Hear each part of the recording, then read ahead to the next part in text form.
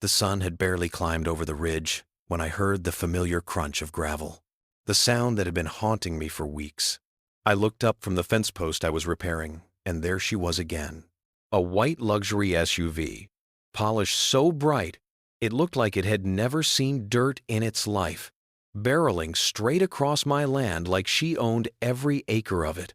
Behind the wheel sat Clare Phillips, the self-declared queen of Whispering Pines, HOA president, control freak, and apparently part-time bulldozer of other people's property lines. She didn't slow down. Not even a little. Just rolled past me with that smug, rehearsed beauty pageant wave through her tinted window. The kind of wave that says, "You can't stop me, and I dare you to try." Right then, something inside me snapped harder than the old signpost she'd run over last week. 15 years. 15 long years I had spent maintaining that dirt road, shoveling it by hand, grading it in summer storms, protecting every inch of my family's ranch. And Claire? She treated my road like it was a shortcut to Starbucks. That was the moment I stopped being polite. If Claire wanted a shortcut across my land, then I was going to give her one. A shortcut straight down. The thing about living on land long enough is that it becomes a part of you. Every ditch, every rut, every rock is a memory. That dirt road wasn't just a road. It was the lifeline of my ranch, the artery that kept my cattle fed, my equipment moving, my home connected to the outside world. Not a single person had driven across it without permission in 15 years. Then Whispering Pines appeared. A brand new HOA subdivision that popped up like a weed, beige houses, identical driveways, and not a single pine tree in sight. But that didn't stop people from paying big money to live there. And it didn't stop Claire from crowning herself queen of the place. At first, I didn't know she existed. But then, fresh tire tracks began appearing every morning. Deep ones, right across the center of my road.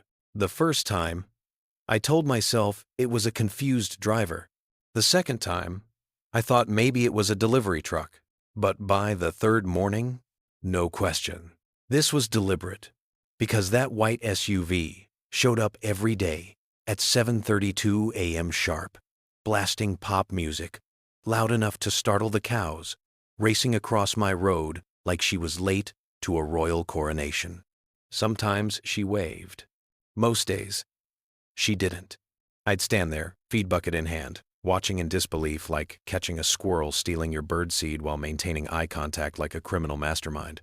So I put up a sign, a big one, private road, no trespassing, bold, clear, impossible to miss. The next morning, the SUV rolled right over it. By noon, I found the sign snapped neatly in half and thrown behind my hay bales like a hunting trophy. That's when I understood something. Claire wasn't ignorant. She was arrogant. That night, sitting on my porch as the sun bled red over the hills, I saw those headlights again. Two glowing eyes bouncing across the field, cutting through the dust like they owned the place. I'd had enough. The next morning, I parked my truck across the road at the bend. At 7:32, right on schedule, she appeared. I waved her down. She slowed, rolled the window halfway, and gave me that porcelain, fake-friendly HOA smile. "Good morning, Mr. Rogers," she said sweetly. "Everything okay?" "Not really," I said. "You're trespassing. This is private property." She tilted her head like I'd told her gravity wasn't real. "Oh, come on now," she said. "We're all neighbors. What's a little dirt between friends?" That sentence lit something inside me.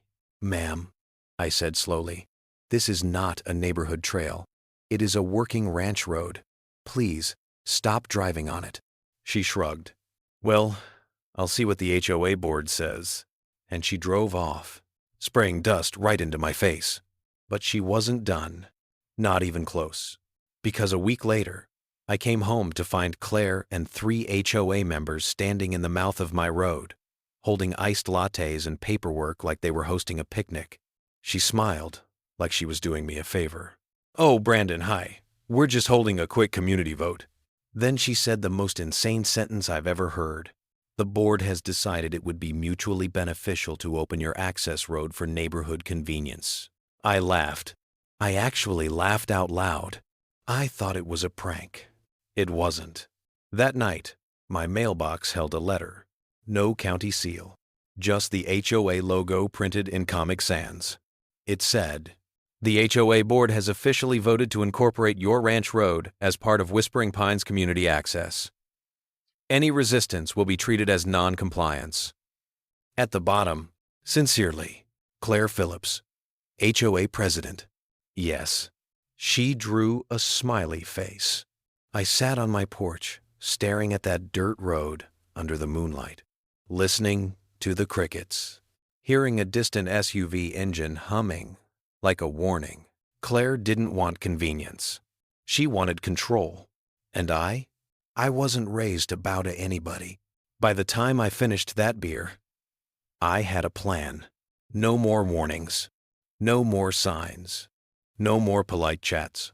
If she wanted to use my road, I was going to make sure she'd never forget it. The next morning, I picked up the phone and called Derek Miller, my oldest friend, owner of a backhoe, and a man who enjoyed trouble, maybe too much. He answered with a laugh. And all I said was, "Derek, you ever feel like digging a trench?"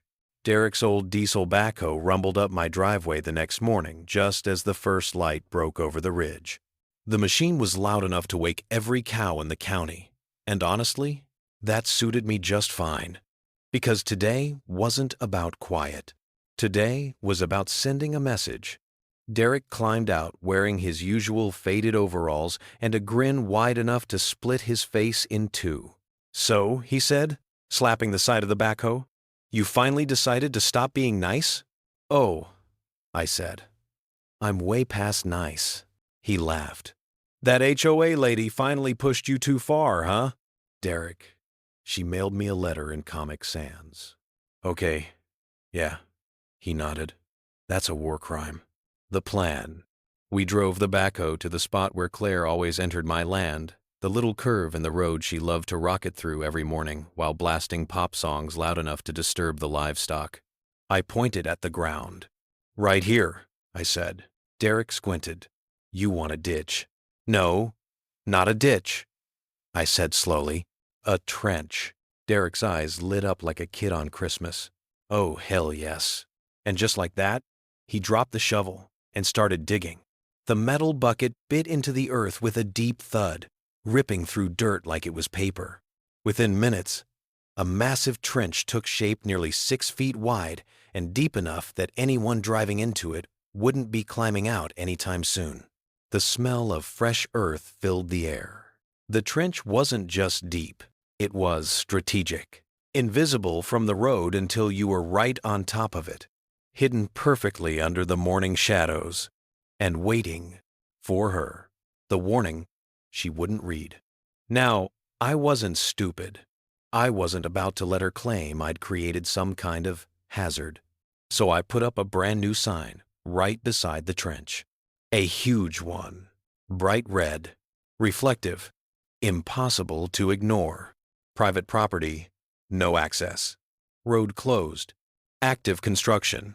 I even added orange cones, flashing lights, everything short of a marching band. Derek looked at me. "You think she'll see it?" "Oh, she'll see it," I said. "She just won't care." He snorted. "Then this is gonna be good." 7:30 a.m. The wait. We waited behind the barn, hidden from view, but with a perfect angle to watch the road. My heart thudded with a mix of anger, adrenaline, and, I won't lie, satisfaction. Because for weeks, she had treated my land like a public highway. For weeks, she had ignored warnings. For weeks, she had acted like she was untouchable. But not today. Today, the land was going to bite back. At 7:31, I heard it. The faint roar of an engine. Fast. Confident. Exactly. On schedule. I exhaled slowly. "Showtime," Derek whispered. "The Queen arrives." Her white luxury SUV shot out of the HOA gate like a bullet. Music blasting. dust flying behind her like a comet tail. Phone in one hand, coffee in the other, driving like she was late for a royal meeting. She hit the first curve without slowing, then the second, straight toward the trench. I could see her face through the windshield, annoyed, impatient, and completely oblivious to what was about to happen. "She's not slowing down," Derek whispered. "Nope." "Does she see the sign?" "Nope." "What about the cones?" "Nope." Then, bam! Her front tires dropped straight into the trench like the earth had opened its jaws and swallowed her whole. The SUV nosedived so violently her iced latte exploded against the windshield. The airbag burst open with a loud pop. Her phone flew out of her hand. For a moment, the car teetered, then slammed forward with a crunch that echoed across the field. Dust settled. Silence followed. Then a muffled scream. "What the hell?" The queen of Whispering Pines, no longer on her throne. Claire crawled out of the driver's side with dirt in her hair and a look of absolute outrage. She spun around and saw the trench, saw the signs, saw the cones, and then saw us walking toward her. Her face turned a shade of red I didn't know humans could produce. You did this!" she shrieked, pointing at me with a shaking hand. I shrugged. "Ma'am, I literally put up warnings everywhere." "This is illegal!" she screamed. "No," I said calmly. "This is private property. You could have killed me." "You mean like the way you've been nearly hitting my cattle every morning?" Her jaw dropped. Derek folded his arms. "Lady," he said, "you ignored a sign so big a blind horse could have read it." She stomped her foot like a toddler. "I'm calling the HOA board. I'm calling the sheriff." I smiled. "Oh, good," I said. "I already called him."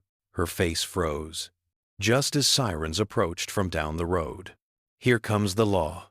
Sheriff Thomas Patterson stepped out of his cruiser, hat tilted back, sunglasses on, chewing gum like the world couldn't surprise him anymore. "Morning, Brandon," he said with a nod. "Morning, Sheriff." He turned to Claire. "And you must be the, He paused, searching for the right word. "The lady who keeps trespassing?" Claire gasped dramatically. This man dug a death trap. The sheriff frowned at her car wedged into the trench. Then at the giant red warning sign beside it. Then at the cones. Then at her. "Ma'am, how blind are you?" Sheriff Patterson stood there for a moment, arms crossed, staring at Claire like she was some strange creature that had crawled out of the HOA swamp. Her SUV still hung awkwardly in the trench behind her front end, buried back wheels kicking helplessly at the air like a turtle flipped on its shell. She kept pacing in frantic circles, brushing dirt off her clothes, muttering under her breath about lawsuits and community rights. The sheriff finally cleared his throat. "Ma'am," he said slowly, "I've received 5 complaints about you driving across this property, and every time I told you the same thing. This road is private. You can't use it." Claire puffed up like a balloon. "And I've told you," she replied, "that our HOA has voted to incorporate this road into our community traffic plan. It benefits everyone. This whole trench is an act of aggression." Sheriff Patterson blinked.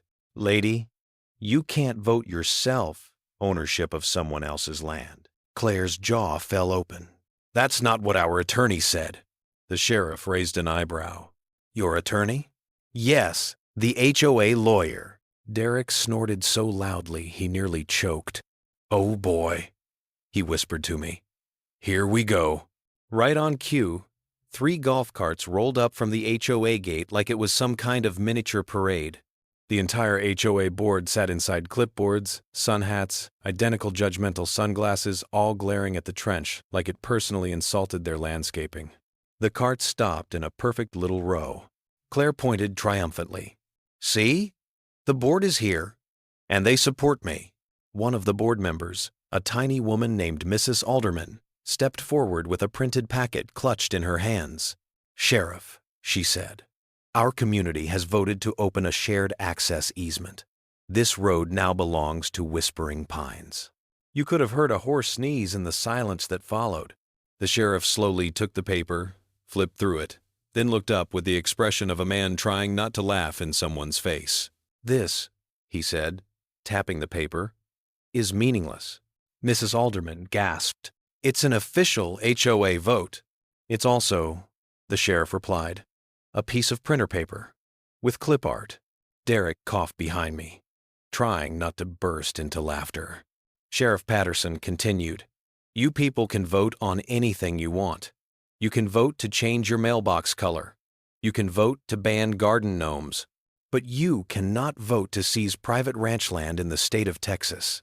Claire stomped forward. "We're not seizing it. We're integrating it. It's community expansion." "Lady," the sheriff said, his voice flat, "that's literally the definition of seizing." The HOA board looked at one another nervously. Meanwhile, Claire was shaking with frustration, veins tightening in her neck. "This is all his fault," she yelled. "He provoked us. He blocked us. He made the road unsafe." The sheriff pointed at my trench. "Ma'am, he dug a legal trench on his own property. He posted signs. You ignored them. And now your vehicle is destroyed. The only one at fault here is you." Her face twisted. "You're taking his side?" "I'm taking the side of the law." For a moment, she didn't know what to say. Then she exploded. "This isn't over. I will sue you all. And when our HOA lawyer arrives, you're going to regret this." She whipped out her phone and stormed away toward the carts, but the sheriff called after her, "Ma'am, don't go far. I still need your statement." She froze. "My what?" "Your statement. For the charges." "What charges?" The sheriff pulled out his notebook. "Let's see. Repeated trespassing, property damage, reckless driving, ignoring posted warnings, and attempted unauthorized land seizure." The HOA board collectively gasped like a choir. Claire's mouth opened and closed like a goldfish. You can't arrest me." "I'm not arresting you," the sheriff replied calmly. "I'm citing you. Court date included.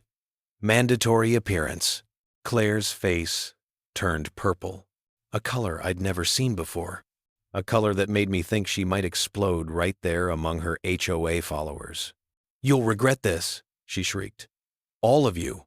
She pointed at me, pointed at Derek, pointed at the sheriff. "This isn't the end." The sheriff didn't flinch. "No, ma'am," he said, "not even close." He turned to me then, lowering his voice slightly. "We're not done here, Brandon. If she wants a legal fight, you're going to need more than a trench." I nodded slowly, because the sheriff was right.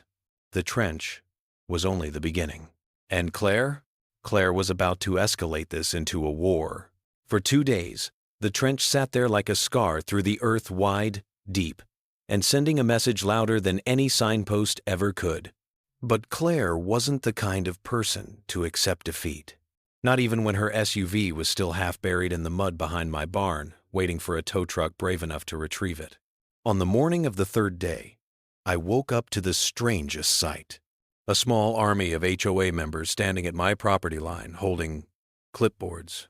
12 of them. Matching polos. Matching sunglasses. Matching authority attitudes.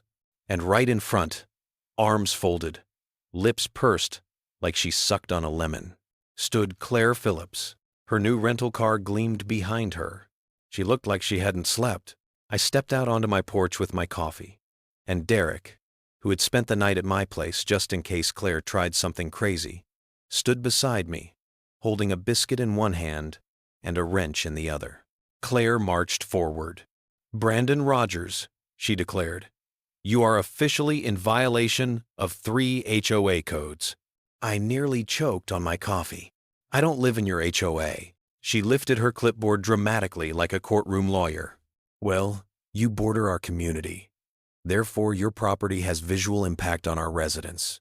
And according to Whispering Pines bylaws, Any property that visually impacts our community must remain in compliance with HOA standards. Derek muttered. What in the Walmart lawyer nonsense is that? Claire raised her voice. Violation has shown your fence is not regulation height. That fence has been here since before I was born, I said. Violation hash too. Your barn paint is fading. It's a barn, not a bridal boutique. Violation. Dat. Your trench. She paused, dramatically, is a safety hazard to our community's traffic easement. Derek nearly fell off the porch laughing. I walked forward, slow and steady. Claire, your HOA has zero authority here. But she smiled, the scariest smile yet. Oh, but we do. I've filed complaints with the County Zoning Board, the Agricultural Commission, and the Public Safety Office. They're sending inspectors today. This time, the coffee did go down the wrong way. What? I asked. Yes, she said proudly. And when they find non-compliance, which they will, they can order you to remove that trench at your own expense. She stepped closer, eye level with me. And when they do, I will personally oversee the construction of the new access road directly through this land. For a moment, my vision tunneled. This wasn't just stubbornness. This was obsession. She truly believed she owned my land. Derek whispered, Buddy, she's gone full supervillain. And he wasn't wrong. Just then, 3 white county SUVs rolled down my driveway.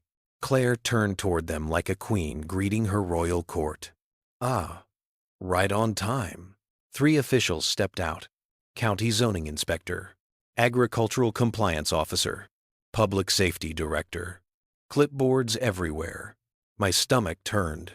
This was bad. The zoning inspector approached first.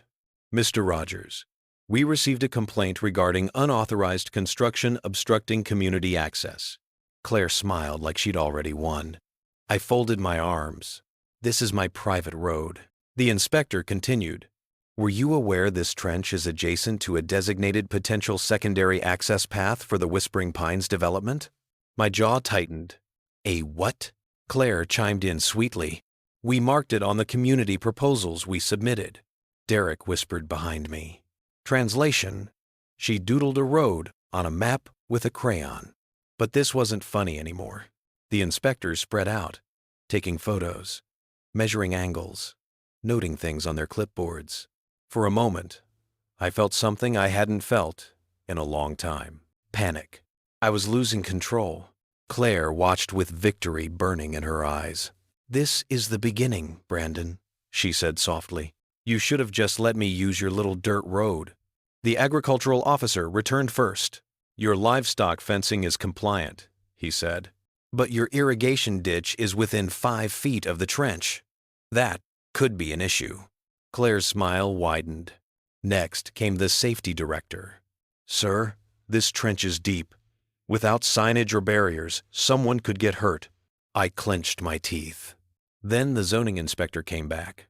We'll need to do a full evaluation before issuing a final report. But given the complaints filed, removal of the trench is a real possibility. Claire clapped her hands softly. A chilling, polite clap, like she was at a golf tournament. This is wonderful progress, she said. I took a breath, steadying myself. You're not getting my road, I said.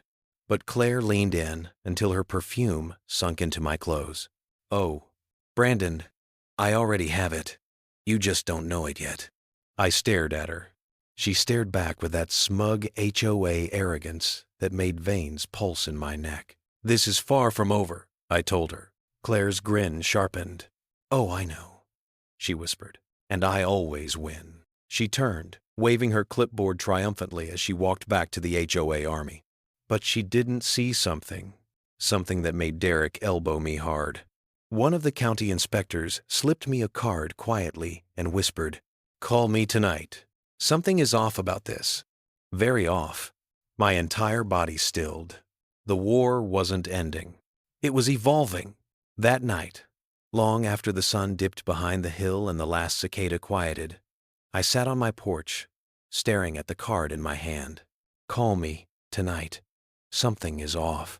Those words from the county zoning inspector, Deputy Alan Reeves, kept echoing in my head. Derek paced behind me like a caged bull. "You gonna call him or what?" he asked for the 5th time. "I'm thinking," I muttered.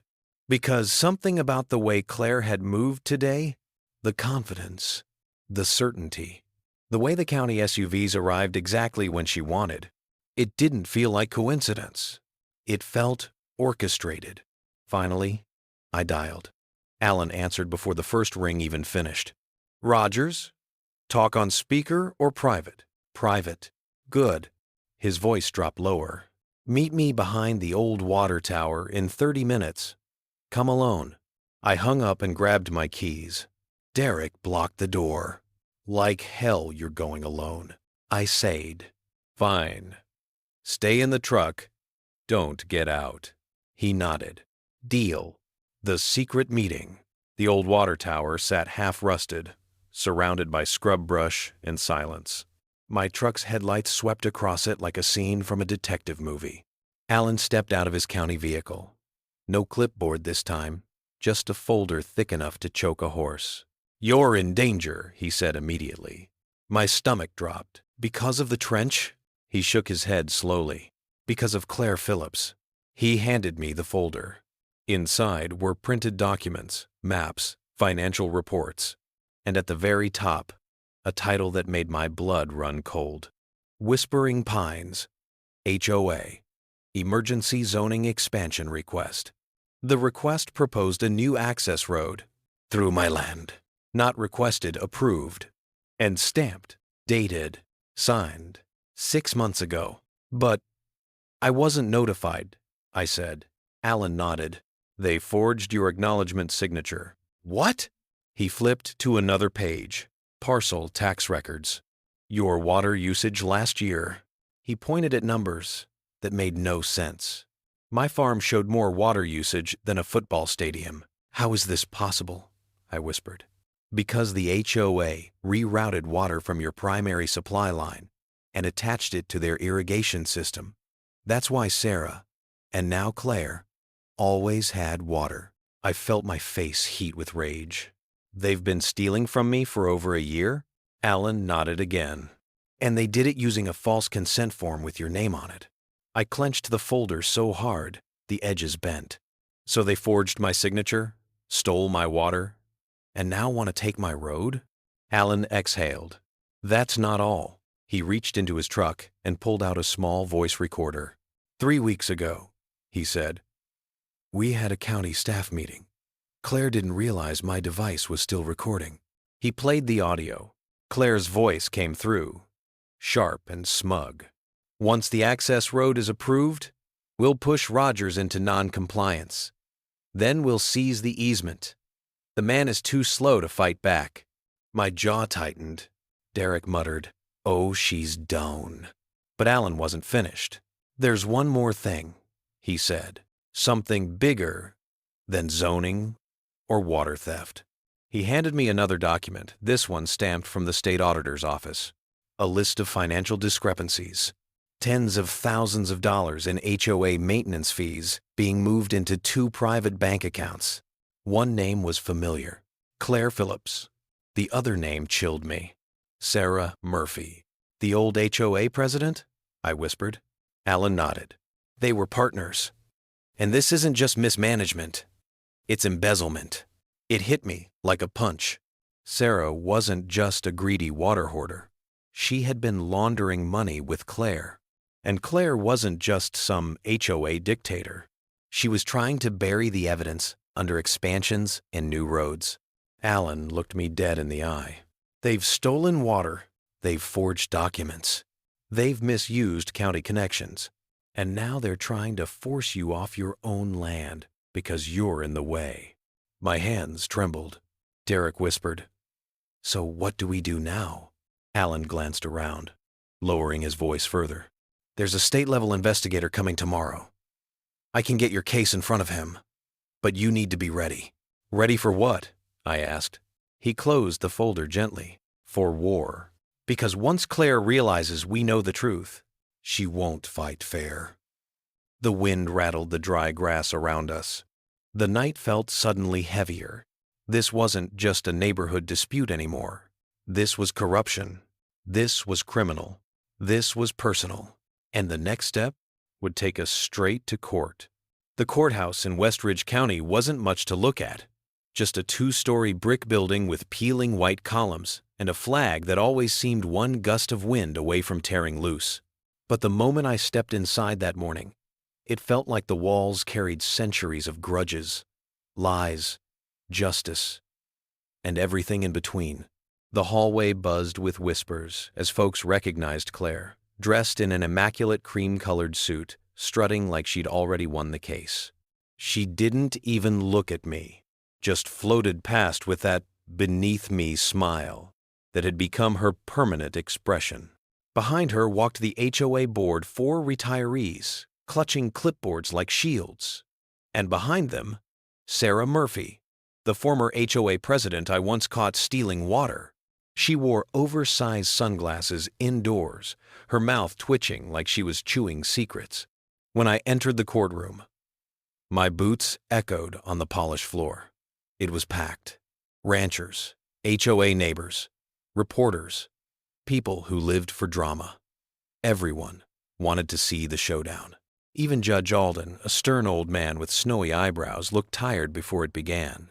Alan Reeves, the county investigator who'd helped me gather evidence, stood beside the state-level auditor, a woman named Agent Callahan, whose presence alone seemed to drain the confidence right out of Claire's shoulders. Not that Claire showed it. She sat down delicately, crossed her legs, and whispered loud enough for me to hear, "This will be over by lunch." Derek muttered from behind me, "Yeah, over for you." Claire's attorney, a slick man with a gold tie and a voice smoother than butter, stood and launched into the performance of his life. "Your Honor, my clients merely sought community efficiency. Mr. Rogers' unmaintained dirt road presented a public hazard. The HOA acted responsibly, voting to establish a shared easement for safety and fairness." He paced dramatically. Furthermore, his trench was malicious, dangerous, and caused property damage to Mrs. Phillips's vehicle. Claire dabbed a fake tear with a tissue. "Oh, give me a break," Derek whispered. The attorney ended with, "We seek damages, repair costs, and immediate authorization to classify the access road as shared community property." The crowd murmured. Claire lifted her chin with a smirk that could curdle milk.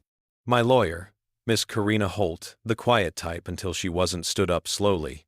"Your Honor, before we respond to the easement claim, we need to address something far more serious." She walked to the evidence table and placed a massive binder down with a thud. "This is the full record of Whispering Pines HOA's illegal activities." Claire stiffened. Miss Holt opened the binder. Exhibit A, a forged easement document with Mr. Rogers' signature, notarized by someone who was not even in the state that day. The judge leaned forward. "Forged? Forged," she repeated. Gasps rippled across the room. Claire swallowed hard. Ms. Holt continued. Exhibit B, county water reports showing over 820,000 gallons of water rerouted from Mr. Rogers' line into the HOA irrigation system. Alan stepped forward with a pipe fragment. "This is part of the unauthorized tap we discovered on Mr. Rogers' property," he said. The judge looked downright offended. "They stole his water? For an entire year?" Miss Holt said. Sarah Murphy lowered her sunglasses, pale as a ghost. Agent Callahan from the state auditor's office stood next. "In addition to theft of water," she said evenly, "we discovered embezzlement." She tapped the monitor. 2 bank accounts appeared on screen. One labeled Phillips, Clare personal account. The other, Murphy, Sarah personal account. Each account showed thousands of dollars funneled from community maintenance fees. Claire's attorney shot up. "Objection. This is irrelevant." The judge slammed his gavel. "Overruled. Sit down." Callahan continued. "These actions are illegal under state law. We have opened a formal criminal investigation." Claire's face collapsed. Sarah covered her mouth with shaking hands. The courtroom broke into chaos, gasps, whispers, shocked faces. Judge Alden hammered the gavel again. The judge took a long breath. "This court finds," he began, "that the HOA's attempt to seize Mr. Rogers' road was unlawful. The forged documents invalidate every claim made here today." He turned to Clare. "Mrs. Phillips, you are hereby barred from setting foot on Mr. Rogers' property." She looked like someone pulled the floor out from under her. "And due to the evidence presented, I am forwarding this case to the district attorney's office for criminal prosecution." Claire's mouth fell open. Sarah started crying. The HOA board members sank into their seats like melting wax. "And," the judge added, "Mr. Rogers is awarded damages for water theft, legal fees, and property violation." Derek pumped his fist behind me. The courtroom erupted. After the verdict, the best moment, as the bailiffs escorted Clare out, she turned toward me, her voice trembling with rage. "This isn't over." I looked her dead in the eyes. "Oh, it's over, Clare. You just don't know it yet." For the first time since meeting her, she didn't have a comeback. The aftermath. A week later, crews arrived to remove the illegal HOA pipe connections. The trench was filled. My road was returned to me officially and permanently. Clare and Sarah, they faced charges. Whispering Pines HOA, dismantled. The county put it under state supervision, and the shortcut across my land, never used again. I stood on my porch that evening, watching the sunset burn orange across the pasture. Derek, beside me, drinking a cold beer. "You think this is the last of the HOA crazies?" Derek asked. I laughed. "With my luck, probably not. But damn, it felt good to finally win." The dust finally settled over Whispering Pines, though the echoes of the courtroom still lingered in the community like a ghost that refused to leave. For weeks afterward, people whispered my name around town, some with respect, others with disbelief, and a few with the fear normally reserved for wildfire season. Clare Phillips? Gone. Like a bad storm that hits hard, destroys everything, and then vanishes overnight, leaving nothing but debris and embarrassment behind. After the trial, she packed what she could, sold her house at a loss, and disappeared out of state pending her criminal charges. Word around the county was that she tried blaming the HOA board, blaming Sarah, blaming everyone except herself, but no one listened anymore. Those days were over. Sarah Murphy, the former president who'd thought she could outsmart the system, didn't get off easy either. She cooperated with investigators, threw Clare under every bus possible, and still ended up with charges of her own. Watching her leave the courthouse in handcuffs wasn't satisfying. It was necessary. Whispering Pines after the storm. Once the HOA collapsed, the subdivision fell into a strange silence. No more fake friendly waves. No more people parking at the property line pretending to measure my land. No more clipboard patrols. The county placed the neighborhood under temporary supervision until a new board could be elected this time, with strict oversight and mandatory audits. Ironically, the new interim president turned out to be a soft-spoken older man named Mr. Douglas, someone I'd talked to once or twice over the fence line. He came to my ranch personally. He shook my hand firmly and said, "On behalf of everyone who didn't dare speak under Clare, thank you." He also brought homemade blueberry muffins from his wife. Probably the first peaceful act I'd ever received from that neighborhood. Life slowed back to normal in the best possible way. I rebuilt the signpost that had been smashed. Not because I needed it, but because it reminded me of the day I finally stood up and said enough. I leveled the road again, smoothed the ruts, put my fence back in order. The trench, filled with rainwater, settled, and soon wildflowers began growing along its edge. Nature reclaiming the scar of the war I'd fought. One evening, as the sun melted into the horizon in shades of gold and fire, Derek joined me on the porch. He cracked open 2 bottles and handed me one. "Well," he said, "you sure know how to make an HOA miserable.